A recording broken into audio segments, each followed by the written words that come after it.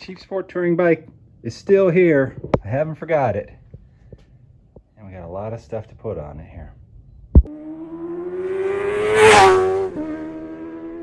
This is pretty much the worst video ever made. Napoleon, like anyone can even know that. Hello my friends, and welcome to Tom's Tinkering and Adventures. Today we're going to start putting some new parts on this $250 Kawasaki Concours. I think you pronounce it Concours. But it has that S on there. It really messes us up. I meant to get to this thing a lot sooner, and if y'all were waiting for video, I apologize, but I had family visit. I was visiting family. We had a lot of hot days, and I was just plain lazy. And also, I was trying to keep the cost down on this thing. So if you watch the first video, and I'll try to make sure I link all the videos throughout here, pick this thing up for 250 bucks with a trailer. Now, I've gotten a lot of cheap bikes, even some free bikes over the years, and sometimes that doesn't mean it's a great deal. And in this case, it was an okay deal, but there's a reason why bikes are usually cheap. They need stuff. So this one, I was able to get it running for, what did I spend, $25? Let me get out of this light. There's no escaping it. I spent $25 on a fuel petcock, but a lot of hours, time, and little here and there things.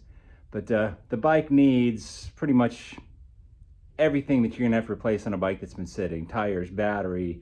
I highly recommend replacing at least the brake pads. You probably really should replace the brake hoses, honestly. But things can add up really fast. And a free bike, especially one like these machines, which, I mean, they're great machines. I've owned one of them. I've worked on several of them. They don't have a whole lot of resale value, honestly. You can buy a really nice one for $3,000. You can buy a pretty good one for $2,000, and it doesn't take long for stuff to add up.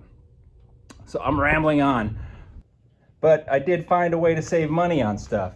So all the videos I do, usually friends or friends of friends and things like that, and I take care of my friends. I even take care of my friends of friends, and I don't charge a lot when I work on their vehicles, but everyone is very gracious. So I've been gifted a lot of things here for this bike for working on other vehicles. So I got a set of tires, I got a battery. I did purchase these items here, but I think these are like the cheapest brake pads and cheapest fork seals. I think that was $40. And a buddy of mine gave me this seat pad. So what we're gonna do is we're gonna get started. We'll probably start on the front here. Pull the front wheel off, we'll put a tire on, we'll put new brake pads in, and we'll do the fork seals. And that may be this video, and then maybe the second video, we'll see how it goes.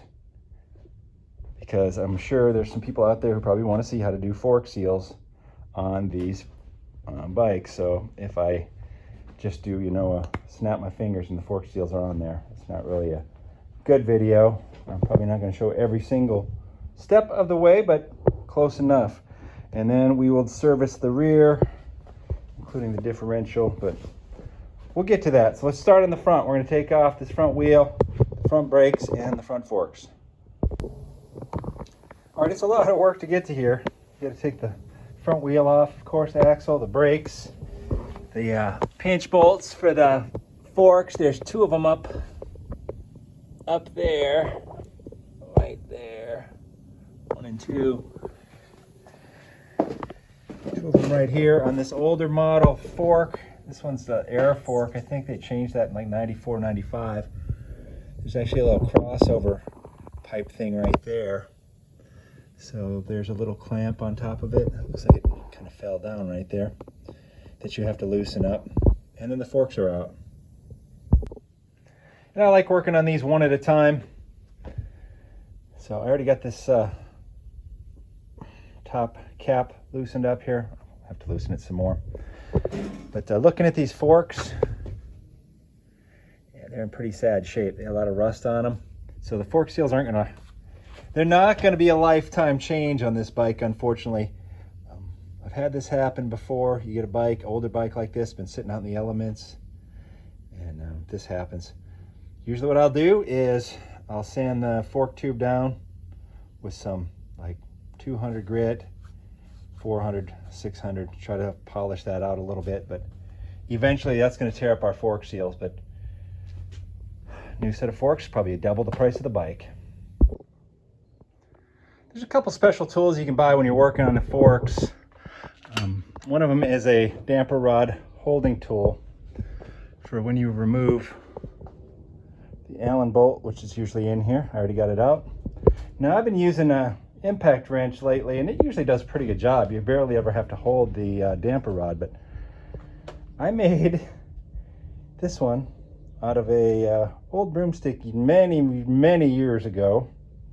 So if you do a little bit of research, you can buy the fancy tools, but if you're not doing this job for a living, if you can make something for free or next to free, I mean, I have a couple broomsticks laying around. If you have a garage, you should have stuff laying around. And that thing's always worked. So we're going to continue here.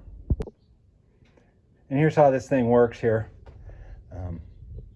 I ground that down to kind of a taper fit.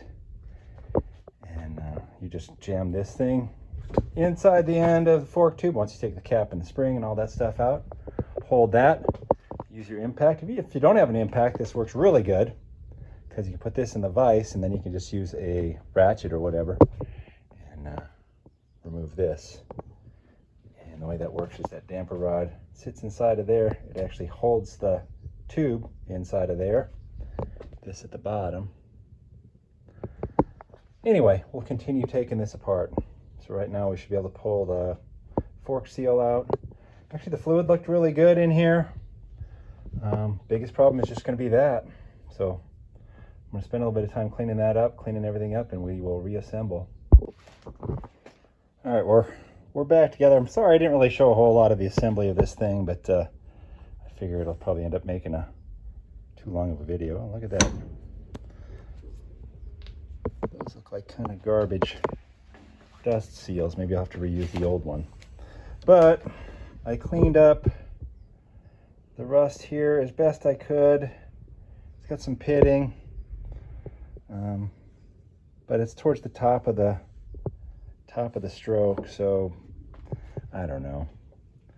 They're probably going to leak again quickly. What can you do? From what I looked up, it said that I should fill the fork up extended, no spring, 14 inches. So you fill it up and you measure down 14 inches. So I just got some random fork oil here. I'm going to make a little custom mixture, some 7 and some 15. Yeah, that's what I have. So that's what we're going to put in here. Got the old sandpaper, knocked down the high spots here, cleaned up some of the components, and still got a damper rod hooked up to my awesome damper rod tool here. Man, making a mess. All right, but clean the end of that out, put a new seal on here, and put this together, and then that'll be the second fork done finally. All right, while y'all weren't looking, I went ahead and changed out this front tire. And to say this has been a challenging day would be putting it lightly. This tire was a real pain to change out, and I struggled getting the right-hand side fork in here. Whew, and I still have the brakes to do before I'm done with the front half here, and of course put everything all back together. So we got these cheapy pads. The pads that are in here are probably lots of life left, but when pads get old, they kind of get, I like to say, wooden feeling. So we'll change them out, and we'll clean up the piston the best we can here. What I'll probably do is pull these pads out and then pump the piston out on each side one at a time. So this side I'll pump it out and I'll spray it down with some brake clean and clean it with a toothbrush and then push the piston back in. I've already flushed the brake system on here, but we'll probably do it again after the fact. Make sure if you're working on any brake system that you take apart the slider mechanism, however it works on your vehicle. Clean those pins really well and re-grease them, because that's one of the biggest failures you'll see on a brake system. Those pins seize up in there. Brake can't slide, and then it'll wear on one side. So you'll wear like the inboard or the outboard pad, you know, wear the heck out of your calipers, or your rotors, I mean to say.